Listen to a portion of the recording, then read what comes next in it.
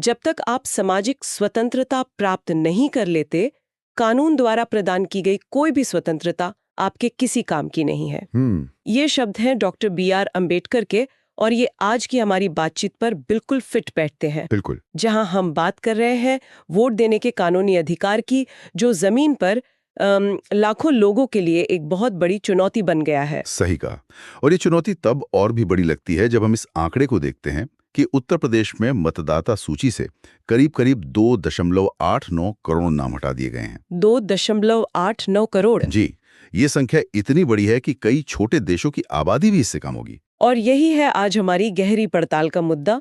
हम उत्तर प्रदेश में मतदाता सूचियों के इस स्पेशल इंटेंसिव रिवीजन और इससे पैदा हुए गायब होते मतदाताओं के संकट की तह तक जाएंगे। और हमारी ये पूरी बातचीत द हिंदू में छपे एक बहुत ही विस्तृत लेख पर आधारित है। हाँ, हमारा मकसद सिर्फ ये समझना नहीं है कि क्या हुआ, बल्कि ये भी जानना है कि ऐसा क्यों हुआ, इसका असर किन लोगों पर पड़ रहा है, और ये भारत के चुनावी सिस्टम की जमीनी हकीकत के बारे में हमें क्या बताता है। चलिए शुरू करते हैं। तो 2.89 करोड़, ये आंकड़ा इतना बड़ा है कि यकीन करना मुश्किल है, लेकिन इन आंकड़ों के पीछे असल में लोग हैं, उनकी कहानियां हैं। बिल्कुल। जैसे कि विमर्श वाजपेयी का मामला। वो काम के लिए लखनऊ से बाहर रहते हैं, उनकी प्रॉपर्टी लखनऊ और उन्नाव दोनों जगह है, लेकिन उन्हें ये तक नहीं पता कि उनका नाम वोटर लिस्ट में है भी या नहीं। और जब ये पूरी प्रक्रिया शुरू हुई तो उन्हें ये भी नहीं मालूम था कि वो अपना एन्यूमरेशन फॉर्म, मतलब गणना फॉर्म, कहाँ से और कैसे हासिल करें। और ये एक बहुत ही आम कहानी है, मतलब खासकर उन लोगों की जो शहरों में नौकरी या काम के लिए आते जाते रहते हैं। एक और मामला देखिए, लखनऊ के ही आयुष और राजीव दास मेहरोत्रा का। उन्होंने अपना गणना फॉर्म भरा, सारी जानकारी दी। अच्छा, लेकिन जब ड्राफ्ट लिस्ट आई तो उसमें उनका नाम था ही नहीं। जब उन्होंने बूथ लेवल ऑफिसर यानी BLO से पूछा तो जवाब मिला कि वेबसाइट पर कुछ टेक्निकल ग्लिच है। और बात तब और पेचीदा हो गई जब पता चला कि राजीव दास समाजवादी पार्टी के विधायक रविदास मेहरोत्रा के भाई हैं। जी, इस वजह से ये एक छोटा मोटा राजनीतिक मुद्दा भी बन गया। तो ये कुछ उदाहरण है, लेकिन ये हमें बताते हैं कि समस्या सिर्फ आंकड़ों की नहीं, बल्कि असल लोगों से जुड़ी है, जिनके वोट देने का अधिकार दांव पर है। सही कहा। और जब हम इन व्यक्तिगत कहानियों को बड़े पैमाने पर देखते हैं तो तस्वीर और भी चिंताजनक हो जाती है। जैसा हमने शुरू में कहा, यूपी में 2.89 करोड़ नाम हटाए गए हैं, जो राज्य की कुल वोटर लिस्ट का लगभग 18.7% है। हाँ, और प्रतिशत के हिसाब से देखें तो अंडमान निकोबार के बाद ये देश में सबसे ज्यादा है। और इसका सबसे ज्यादा असर, जैसा लगता है, शहरी इलाकों पर पड़ा है। लखनऊ इस लिस्ट में टॉप पर है। जी, लखनऊ में करीब 40 लाख वोटर्स में से 12 लाख से ज्यादा नाम हटा दिए गए। 12 लाख से ज्यादा, मतलब शहर के लगभग 1/3 वोटर्स। सोचिए। और इसके बाद गाजियाबाद का नंबर आता है। ये कोई छोटी मोटी सफाई नहीं है, ये तो एक बहुत बड़ा फेरबदल है। बिल्कुल, ये सिर्फ आंकड़े नहीं हैं, ये एक बहुत बड़ी एडमिनिस्ट्रेटिव चैलेंज की तरफ इशारा करते हैं। और साथ ही लाखों लोगों के मताधिकार से वंचित हो जाने के खतरे की घंटी भी बजाते हैं। तो मेरे मन में सबसे पहला सवाल यही आता है कि आखिर ऐसा हुआ कैसे? मतलब इतने बड़े पैमाने पर ऐसा क्यों हो रहा है? देखिए, स्रोत के मुताबिक इसके कई कारण हैं और ये काफी जटिल हैं। सबसे बड़ा कारण बताया जा रहा है प्रवासन यानी माइग्रेशन। हटाए गए नामों में से करीब 14% लोग वो हैं जो या तो स्थायी रूप से कहीं और शिफ्ट हो गए हैं या फिर वेरिफिकेशन के दौरान अपने पते पर नहीं मिले। अच्छा।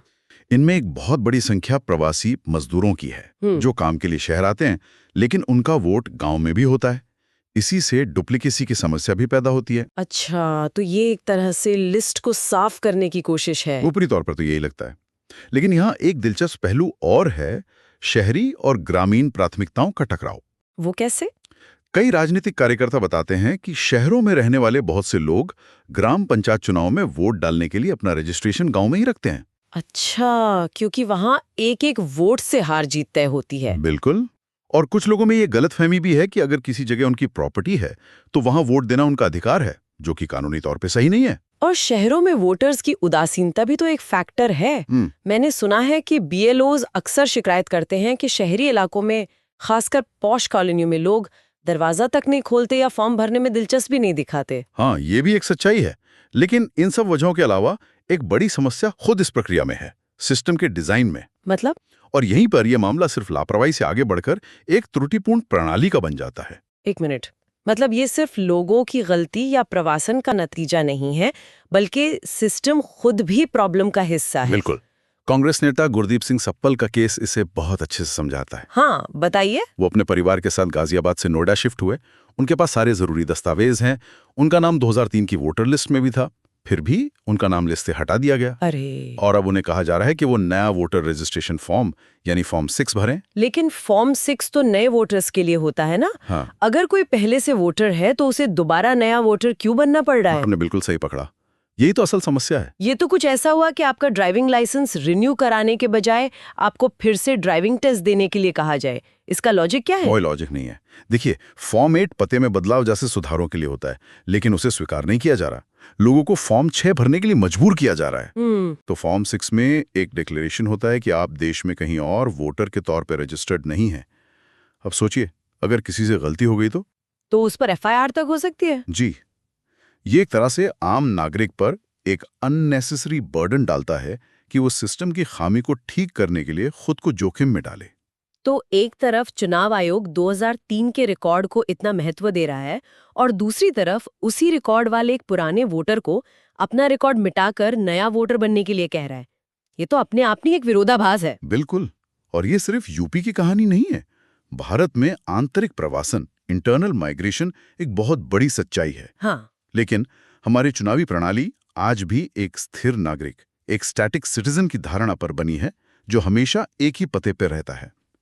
जब तक हम पोर्टेबल वोटिंग अधिकारों जैसे सुधारों पर गंभीरता से विचार नहीं करते, ये समस्या बार बार अलग अलग राज्यों में सामने आती रहेगी। तो ये सिर्फ एक प्रक्रियात्मक गड़बड़ी नहीं है, बल्कि इसमें एक और गहरी परत है।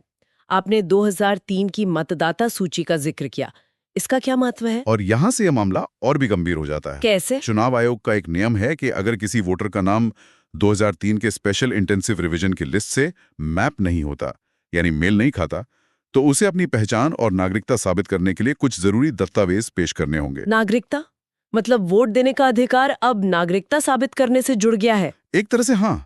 इसे एक नियम ने कई समुदायों, खासकर अल्पसंख्यक समुदायों में एक गहरी चिंता और बेचैनी पैदा कर दी है। इसका असर देवबंद जैसे इलाकों में साफ देखने को मिला, जहां लोगों को डर था कि कहीं उनका नाम लिस्ट से ना कट जाए। लेकिन ऐसी स्थिति में अक्सर समाज खुद ही रास्ता निकालता है। बिल्कुल। और देवबंद में यही हुआ। इस प्रशासनिक चुनौती के जवाब में जबरदस्त सामुदायिक एकजुटता देखने को मिली। अच्छा। कई NGOs और स्थानीय नेता लोगों की मदद के लिए आगे आए। उन्होंने कैंप लगाए ताकि लोग आसानी से फॉर्म भर सकें। वाह। मोहम्मद वजाहत शाह जैसे रिटायर्ड शिक्षक महीनों से लोगों को 2003 की लिस्ट से अपने नाम ढूंढने और सुनवाई के लिए दस्तावेज तैयार करने में मदद कर रहे हैं। ये तो कमाल है। और मैंने पढ़ा कि मेरठ के सरधना में भी मोहम्मद अली शाह 65 वॉलंटियर्स की एक टीम के साथ यही काम कर रहे हैं। जी, यहाँ जो दिलचस्प बात है वो ये कि जब सिस्टम लोगों को उलझा देता है तो लोग खुद ही एक दूसरे का सहारा बन जाते हैं। सही कहा। ये दिखाता है कि लोकतंत्र सिर्फ सरकारों या आयोगों से नहीं, बल्कि मोहम्मद वजाहत शाह जैसे गुमनाम हीरों से भी चलता है। इस प्रक्रिया में 2003 की लिस्ट अनजाने में ही नागरिकता के एक प्रॉक्सी दस्तावेज जैसी बन गई है। मतलब ये सिर्फ वोट का सवाल नहीं रहा। नहीं, ये सरकारी रिकॉर्ड में आपके वजूद का सवाल बन गया है। तो अब आगे क्या? जिन लोगों के नाम कट गए हैं या लिस्ट में नहीं है, उनके लिए अब रास्ता क्या है? देखिए, ड्राफ्ट लिस्ट 6 जनवरी को आ चुकी है। अब 6 फरवरी तक दावों और आपत्तियों का समय है। अच्छा। यानी लोग इस दौरान अपना नाम जुड़वाने या किसी गलती को सुधारने के लिए अप्लाई कर सकते हैं। फाइनल लिस्ट 6 मार्च को आएगी। लेकिन असली चुनौती तो अब सुनवाई की प्रक्रिया में होगी, खासकर उन लोगों के लिए जिनका नाम 2003 की लिस्ट से मैप नहीं हुआ। बिल्कुल। और यहीं पर प्रशासन का असली इम्तिहान है। गाजियाबाद का ही उदाहरण लें। हाँ। वहां एक सहायक निर्वाचक रजिस्ट्रीकरण अधिकारी यानी ARO से उम्मीद की जा रही है कि वो एक दिन में 50 मामलों की सुनवाई करेगा। 50 सुनवाई एक दिन में? जी, 50। मतलब एक केस के लिए 10 मिनट भी नहीं मिले। इतने कम समय में कोई अपनी पहचान और नागरिकता कैसे साबित करेगा? ये तो सिर्फ एक खानापूर्ति जैसा लगता है, न्याय नहीं। यही सबसे बड़ा सवाल है। इससे इस पूरे प्रोसेस के प्रैक्टिकल होने और निष्पक्ष होने पर ही एक बड़ा सवाल खड़ा हो जाता है। हाँ, जब एक अधिकारी पर इतना दबाव हो तो क्या हर व्यक्ति को अपनी बात रखने का सही मौका मिल पाएगा? मुश्किल है। गलतियों की गुंजाइश बहुत ज्यादा बढ़ जाती है। तो क्या इस भारी भरकम काम से निपटने के लिए कोई वैकल्पिक रास्ता सोचा जा रहा है? हाँ, एक समाधान पर विचार हो रहा है। उत्तर प्रदेश के मुख्य निर्वाचन अधिकारी के ऑफिस से जो खबरें आ रही हैं, उनके मुताबिक शायद लोगों को खुद सुनवाई के लिए ना आना पड़े। तो फिर क्या होगा? इसकी जगह BLOs को ही लोगों से जरूरी दस्तावेज इकट्ठा करके ARO ऑफिस में जमा करने के लिए कहा जा सकता है। ये तो वोटर्स के लिए काफी सुविधाजनक होगा।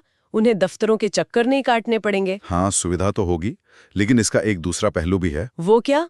इसमें दस्तावेजों के गुम होने या गलत जानकारी दर्ज होने का खतरा बढ़ जाता है। सोचिए, अगर BLO से कोई जरूरी कागज खो गया तो नागरिक को पता भी नहीं चलेगा और उसका नाम लिस्ट से हमेशा के लिए कट सकता है। अरे बाप रे! तो ये एक दोधारी तलवार है जो प्रक्रिया को आसान तो बना सकती है, लेकिन नई तरह की गलतियों को भी जन्म दे सकती है। तो कुल मिलाकर ये बहुत ही उलझा हुआ मामला है जिसके कई पहलू हैं। चलिए आज के इस गहरी पड़ताल के मुख्य बिंदुओं को एक बार फिर से देख लेते हैं। जरूर। सबसे पहले उत्तर प्रदेश में 2.89 करोड़ नामों का मतदाता सूची से हटना एक असाधारण घटना है। दूसरा, इसके पीछे प्रवासन, शहरी उदासीनता जैसे कारणों के साथ साथ फॉर्म 6 और फॉर्म 8 जैसी प्रक्रियात्मक खामियां भी हैं। जी, जो सिस्टम की एक बड़ी कमी की ओर इशारा करती हैं। तीसरा, 2003 की वोटर लिस्ट का नागरिकता के सबूत से जुड़ जाना एक संवेदनशील मुद्दा है जिसने समुदायों में चिंता पैदा की, लेकिन साथ ही जमीनी स्तर पर एकजुटता को भी जन्म दिया। और आखिर में लाखों लोगों के लिए एक निष्पक्ष सुनवाई आयोजित करना प्रशासन के सामने एक बहुत बड़ी चुनौती है, जहां समय और संसाधनों की भारी कमी है। जो लोग UPSC की तैयारी कर रहे हैं उनके लिए ये टॉपिक बहुत ही महत्वपूर्ण है। हाँ, बहुत ज्यादा। आप इसे GS पेपर 2 के कई हिस्सों से जोड़ सकते हैं, जैसे कि चुनावी सुधार, शासन के मुद्दे मतलब गवर्नेंस इश्यूज, चुनाव आयोग की भूमिका, नागरिकता और सामाजिक न्याय। ये एक परफेक्ट केस स्टडी है जो दिखाती है कि कैसे एक प्रशासनिक प्रक्रिया के सामाजिक और राजनीतिक प्रभाव हो सकते हैं। बिल्कुल। वाकई एक ऐसा मुद्दा जिस पर सोचने के लिए बहुत कुछ है। हम इस बातचीत को एक सवाल के साथ खत्म करना चाहेंगे। एक साफ सुथरी वोटर लिस्ट स्वतंत्र और निष्पक्ष चुनाव के लिए जरूरी है, इसमें कोई शक नहीं। लेकिन प्रशासनिक शुद्धता और एक वैध नागरिक के वोट देने के अधिकार के बीच की वो बारीक रेखा कहाँ खींची जानी चाहिए? बहुत अहम सवाल है। हम टेक्नोलॉजी और पॉलिसी को कैसे बैलेंस कर सकते हैं ताकि नागरिक पर सबूत का अनुचित बोझ डाले बिना उसके सबसे बुनियादी लोकतांत्रिक अधिकार की रक्षा की जा सके? इस पर जरूर सोचें।